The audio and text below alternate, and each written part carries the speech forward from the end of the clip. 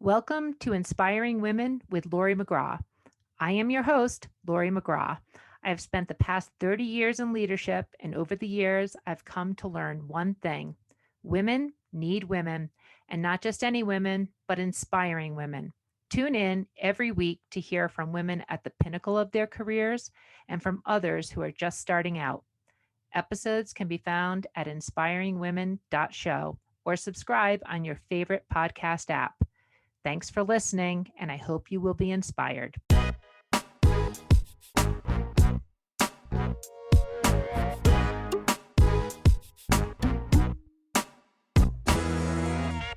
This is Inspiring Women, and I am Laurie McGraw. Today is a very special day because it is the 100th episode of Inspiring Women. And when I kicked off this series in 2021 on International Women's Day, episode number 1 was with my daughter because I really wanted to understand from her as a young professional how she was entering into the world of career and what she was thinking about. So on this special episode, we have a mentoring series, and we are talking with Kate Kruse. Who's Kate Kruse? You know who she is. She is the producer of Inspiring Women and also her mom, Jolene Atkinson. Jolene is a certified life coach. She has her own business called Life Well Coaching. She also is a clinical social worker in private practice and practices in Iowa. Kate is the vice president of Executive Podcast Solutions, and she was instrumental in helping me form and shape the ideas for this podcast that has been listened to now thousands and thousands by thousands and thousands. And Kate and Jolene, thank you for being on Inspiring Women. Thank you for having us. Thank you. All right, Kate, this is going to be such a blast. I'm so excited to have this conversation. Jolene, it's such a pleasure to meet you and to have been working with your daughter for the past year plus that we've been doing this podcast together. But we always start this podcast in a consistent way, and that is, what are you doing right now? What does day-to-day look like professionally for you? So maybe, Jolene, can you tell us about Life Well Coaching and what you do as a clinical social worker?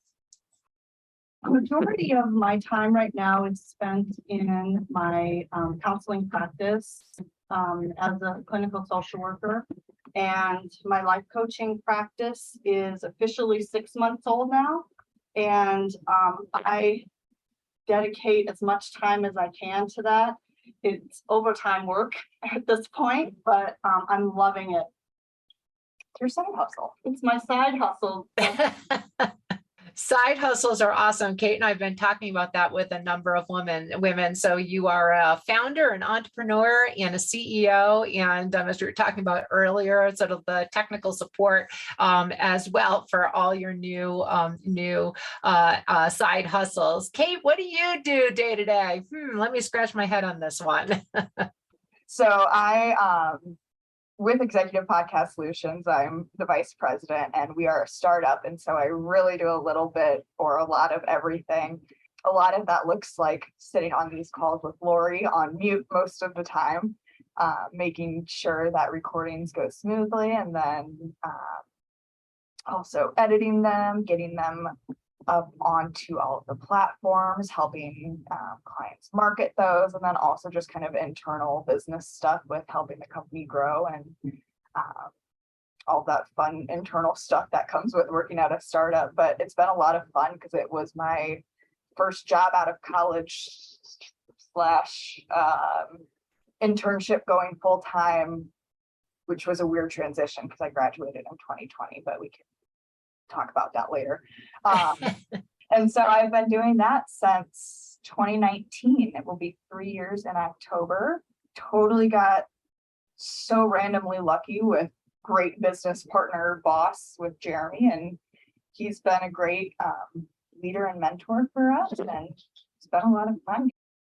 Well, let's dive into that a little bit, Kate. And so, when we obviously know each other a bit now, having been working together for a while, and what started as an internship in college, you've got your background in enterprise leadership, turned into something that, one, you're very good at, but also something that you've become instrumental in this business. Jeremy Core, who is the CEO and founder of Executive Podcast Solutions, he describes you as couldn't live without, instrumental into building the successful business in podcasting, which is an absolutely exploding area in communications and content creation. So how did that happen, Kate? And when did it become not just a thing you did during the summer, but something that you're obviously invested in professionally as you build out your early career? Yeah, so if you go back to me actually being 16 is when I got my first job.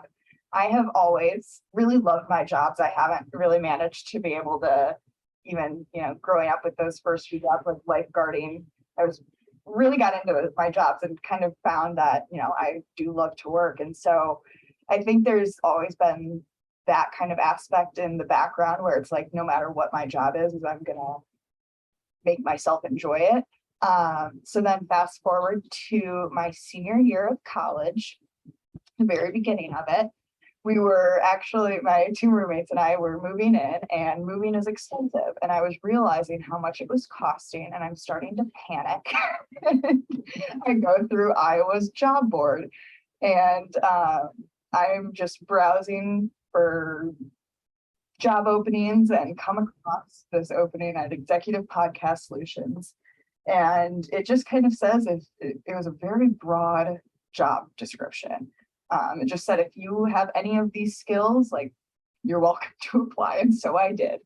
And surprisingly, a couple days later, Sunday evening, get a call from Jeremy introducing himself. And, and with it being a startup, I had no idea what I was about to get into. But yeah, ever since then, it was just, we had a really good click from the beginning. We have very different experiences that I think we both bring in to the company and bounce ideas off of each other really well.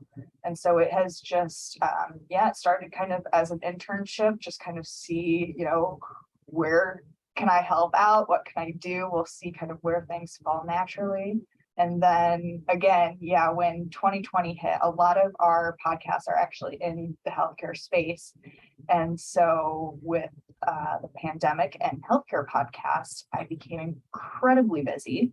But also that was really kind of when I realized that I enjoy doing this, can do it full time, and committed, and was like, all right, here's what I'm doing after college. And so that's how I fell into this role. And just so listeners know a couple things. First of all, Kate is very, very good at what she does. And what we do together is really try to, on this podcast, showcase exceptional women, and what Kate does behind the scenes.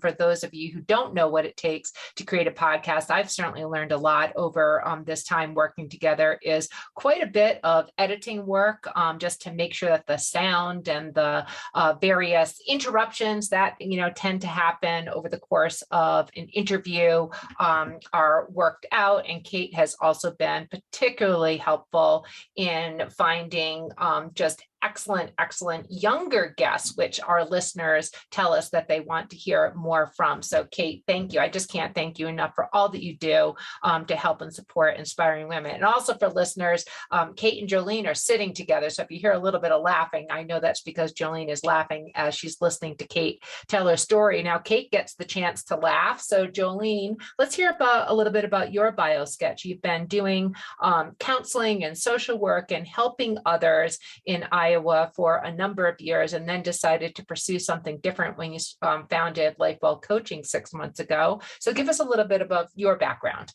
Well, as a clinical social worker, my focus has been on providing therapy. There are a lot of different avenues that social workers can take career-wise, but I really enjoyed the counseling aspect of it, and started my career as many social work rookies do in the nonprofit area, and worked for many, 5 years, I think, before I decided to go back to school and earn my master's degree.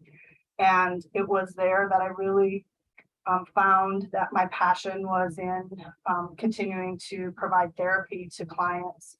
And, my practice is primarily a general therapy practice, but I have specialized in working with children. I'm really passionate about helping kids do well. And actually in my undergrad trained as a teacher, but that, I teach a lot. It just isn't in a school. So I was really grateful for having that background in development and how to work with children. But I do play therapy in my practice as well, and have focused on that. The transition to life coaching really occurred during the pandemic. Before Kate got this job, I had not listened to a single podcast in my life. And I probably had really weird conversations. And so how does this work?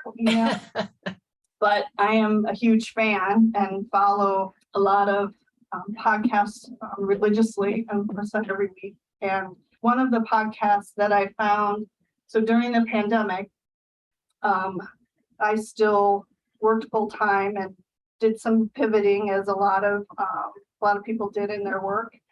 And I was listening to a podcast. I found one from the Life Coach School, and it focuses a lot on wellness and keeping your mindset in a good place. And it was a really valuable resource for me as I went on walks and tried to take care of my own mental health during that time.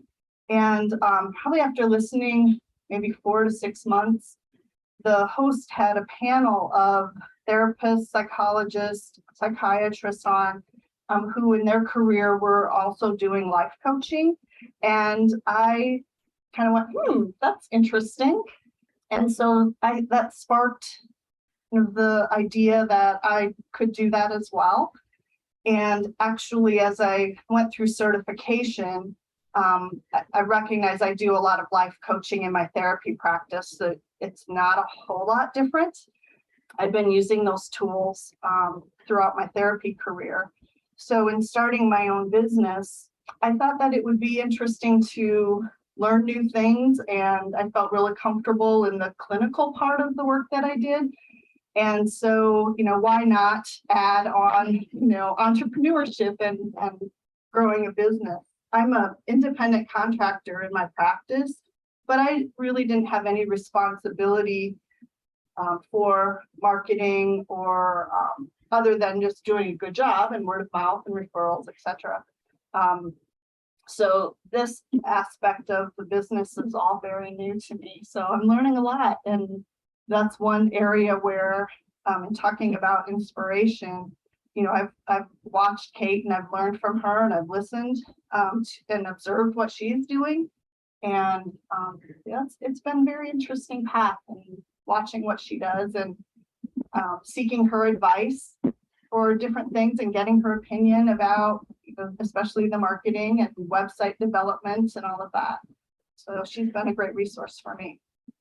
It's such an interesting story. First of all, just, congratulations on having both the courage or chutzpah or whatever you might want to call it to found your own business, but also something that you're passionate about. And we do a lot of discussion on inspiring women, speaking with professionals who are in the space of helping others, and particularly in the areas of whether it's burnout or mental health.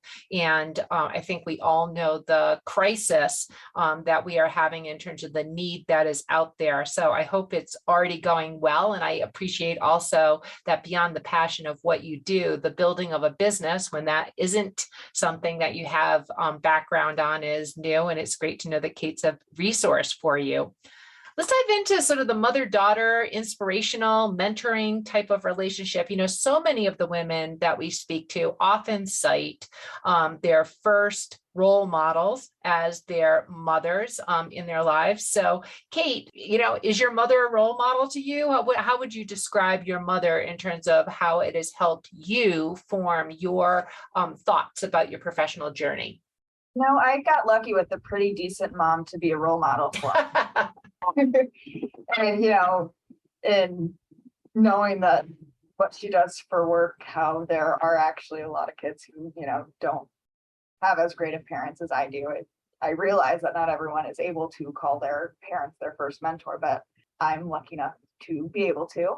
But then I was also really thinking about not only her as my mentor, but the other women that she's introduced me to, or because of, her friends that have also kind of become role models to me, has, been a really cool aspect of it where, they keep up with my life, and maybe I don't talk to them every day, but I know that their influence definitely comes through my mom in one way or another. And knowing that has all played a role, but I think it's also, just been really cool to not only have her, and again, like as I come into my career, it's definitely kind of, and I feel like college definitely, our relationship changed to where she's not being so much my mom, making sure I'm at home for curfew, but where, we do have, business conversations, or where I've had friends in dire mental health crises where I have to text her and be like, okay, therapy mode. And so it's definitely been cool to have like that extra part of the relationship as I've gotten older. Give us an example, Kate, of like, that, a point in time where, the relationship of mom, daughter, we all love our mothers, changed into someone that you look to for career advice, professional advice, versus just, you're my mom. And, I don't know, I cry on my mom's shoulder when my mom was here. So, when was there like a moment of change just when you thought about your mom differently professionally? I mean, I feel like, and this probably wasn't like a moment between us, but I remember my freshman year of college realizing that I was like, I think it was like 1 or 2 a.m. and I wanted to go get food.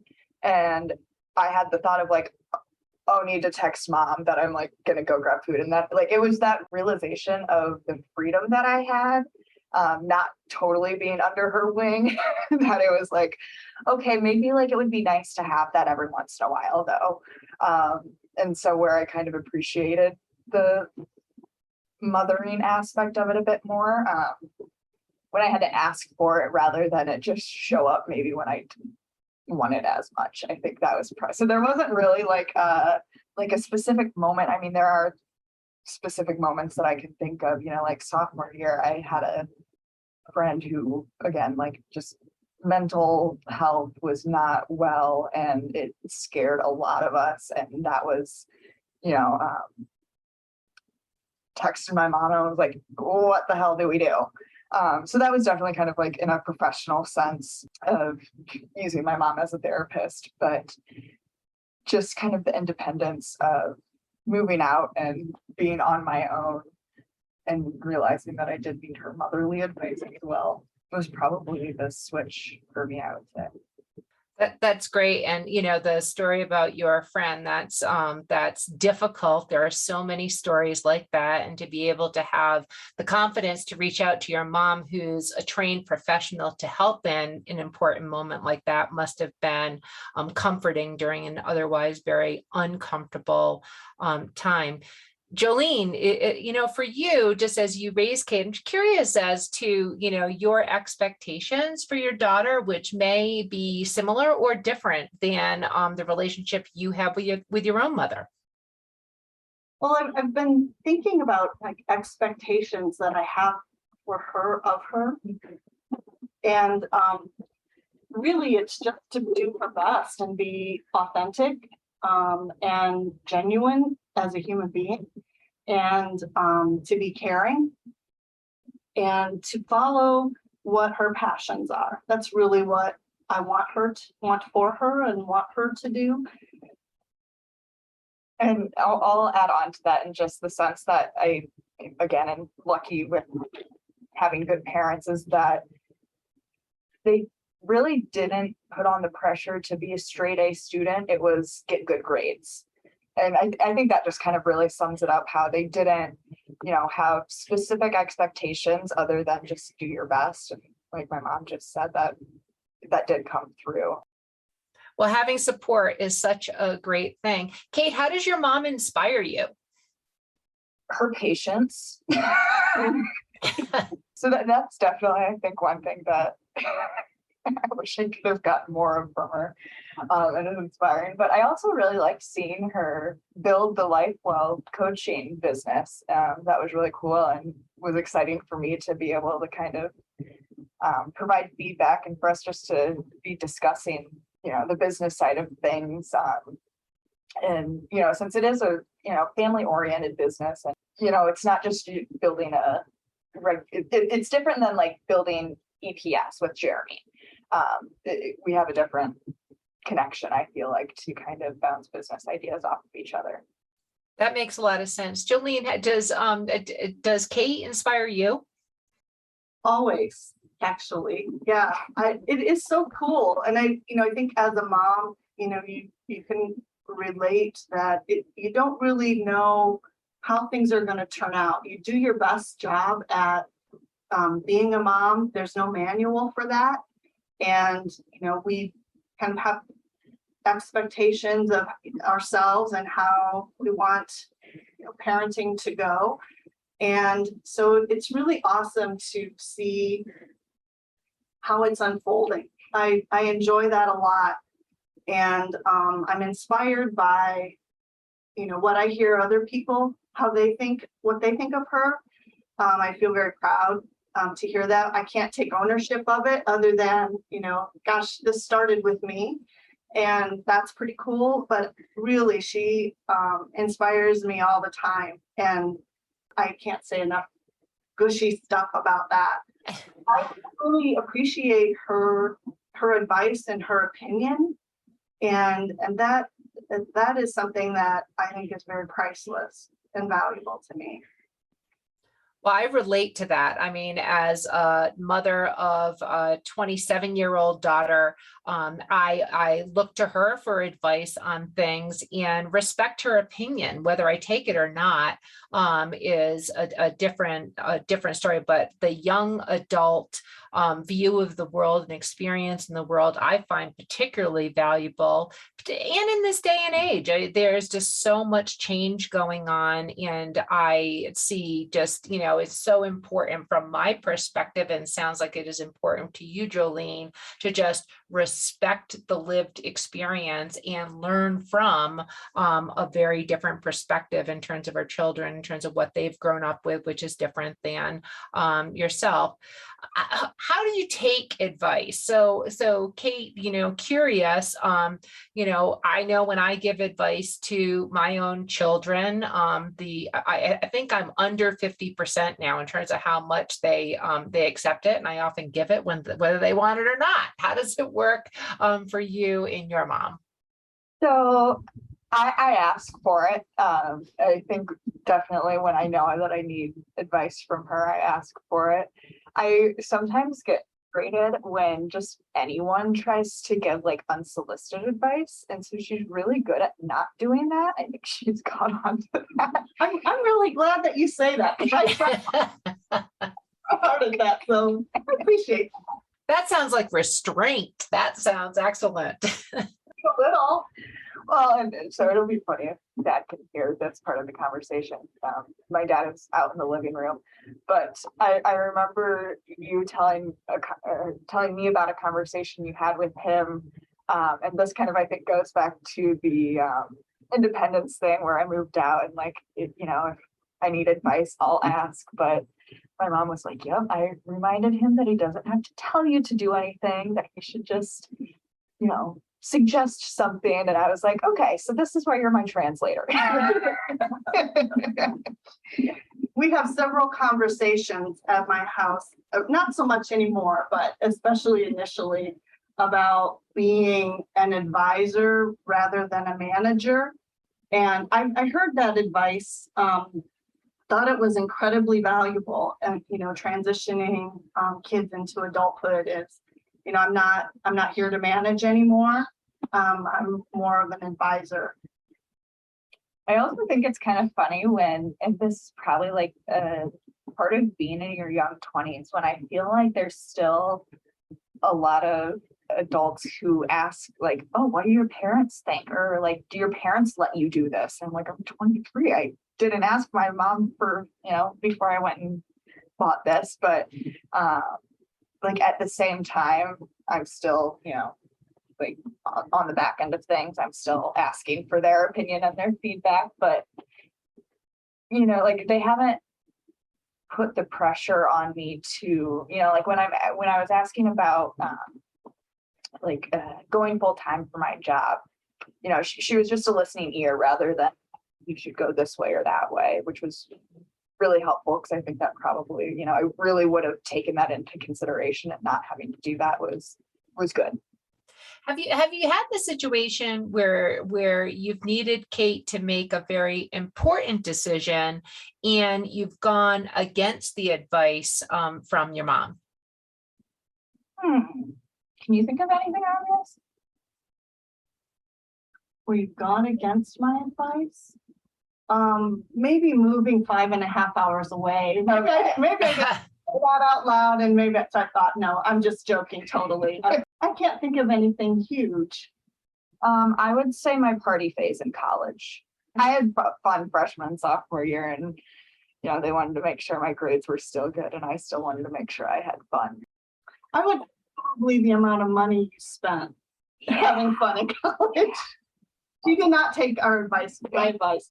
Well, one thing that I am hearing, even though you're not saying, it just seems like there is a healthy respect for boundaries between the advice there and what you're going to take and not take, as well as respect for when a young daughter turns into a young adult and professional. So that's just wonderful to hear. When you have conflict, this is natural between parents and children, adult children. How do you handle the conflict? We really don't have much, I would say. Yeah, I don't think so either. As an adult, as a kid, you were definitely the calm one. I think that just comes with, the career path she chose. My personality. Yeah. But, we're open about it. I don't think there's much we haven't really been able to. I was grounded as a kid if I really messed up. So that's how that was handled. But yeah, as an adult, we haven't really had too much. I think just because she does, really respect my boundaries, and she just really understands me and how I probably communicate and think, which has helped us avoid any major conflict. I think the boundaries is kind of what I was going to comment about. That is trying to toggle back and forth between, my mom role and understanding she is a young adult and it's important for her to make her path. And if I give my opinion, that's just what it is my opinion. And she knows best what's for her and is going to figure that out. And I trust that she will. And if she doesn't, then I'm there. So I think the boundaries and understanding that really limits the conflict that we have. That's just terrific. So Jolene, if you could look into the crystal ball and you see sort of how Kate is moving forward in her professional journey, what do you see for Kate 10 years from now? What do you think about as a young professional for Kate? That's a really good question.